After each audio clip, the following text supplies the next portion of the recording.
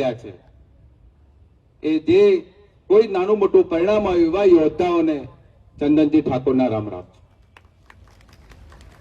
કિરીટભાઈ, ખૂબ અભિનંદન તમને આપું.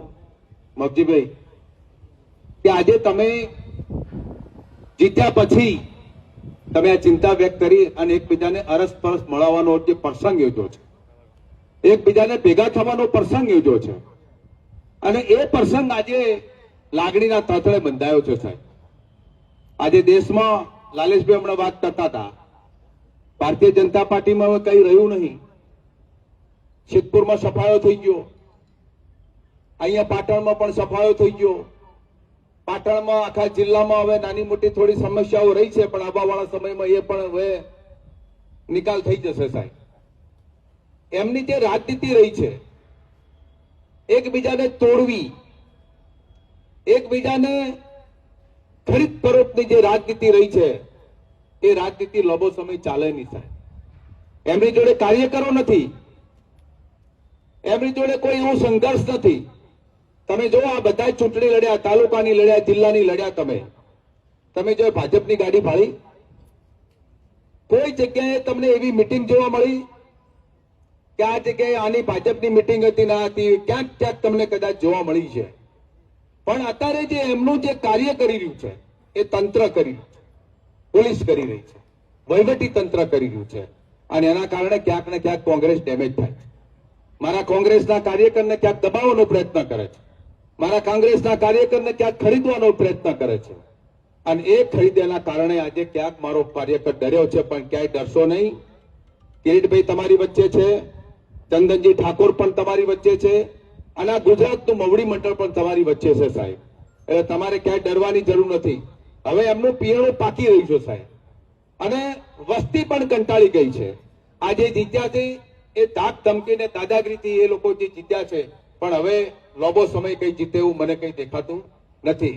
પણ યુદ્ધના મેદાનમાં જે લડ્યા છે, જે જીત્યા છે, એમને પણ અભિનંદન, અને જે થોડા મતે રહી ગયા છે એમને પણ અભિનંદન.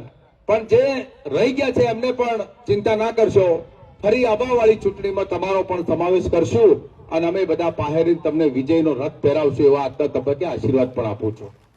અને યુદ્ધનું મેદાન તો આપણને પાડે છે કોણ? આપણને હરાવે છે કોણ? આપણને ડિસ્ટર્બ કોણ કરે છે? મહાભારતનું જયારે યુદ્ધ પરિપૂર્ણ થયું ને, ત્યારે કૃષ્ણ ફેરો મારવા નીકળ્યા. ત્યાં યુદ્ધની અંદર મારી જે સેના હતી, સેના તો કૃષ્ણની હતી ને, કૃષ્ણની સેનાની અંદર કેટલા મરી ગયા છે, કેટલા જીવે છે, કેટલાક શું થયું, હાલચાલ પૂછવા માટે નીકળ્યા. અને હાલચાલ પૂછવા માટે જયારે નીકળ્યા ત્યારે આખું મેદાન ચક્કાજામ જે લાશોથી પડ્યું હતું. ત્યારે કૃષ્ણએ ઓટો માર્યો અને જોયું ભાઈ કે આમાં બધા કોઈ જીવતા નહીં, પણ ઓટો મારી વળતા તાણે પંજીપી ડોહો ટાહકા કરતો હતો. એટલે કૃષ્ણએ કીધું ભાઈ તમે કોણ? કે ભાઈ હું તમારી રાહ જોઈ રહ્યો છું. કે કેમ? કે હું તમારી રાહ એટલા માટે જોઈ રહ્યો છું કે આ તમે સેનાની ખબર લેવા આવો, અને ખબર લેવા પછી તમે મારા અંતરાત્મા તો પૂછો. એટલે કૃષ્ણએ પૂછ્યું છો કોણ તમે?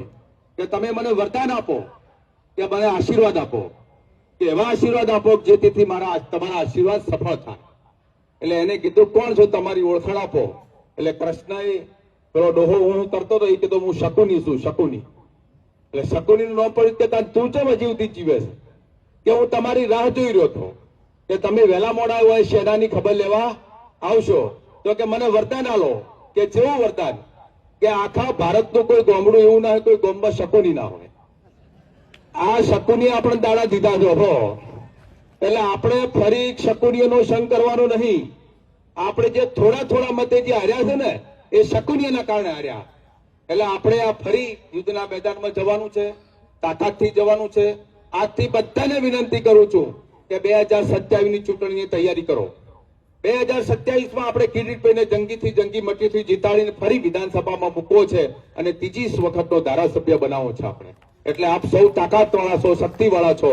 ચંદનજી ઠાકોરની જો જરૂર પડે ત્યાં યાદ કરજો. કોંગ્રેસ પાર્ટી આજે તમારા માટે સૌના માટે સમર્પિત છે. કેમરભાઈએ પણ જિલ્લામાં ખૂબ સારું નેતૃત્વ કર્યું છે, નસીબદાર છે. તાલુકા પંચાયત અમારી સિદ્ધપુર 14 સીટો 15 સીટો સાથે જીતી.